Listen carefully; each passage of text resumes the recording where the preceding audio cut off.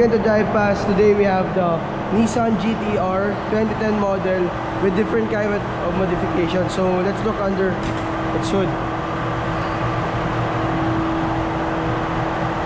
So this Nissan GT-R has a 3.8 liters engine with the HKS GT800 turbo kit.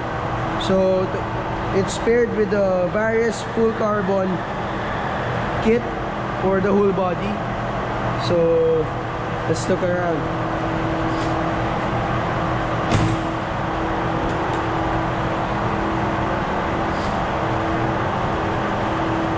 So we can see that it has a rather larger body compared to the normal GT-R.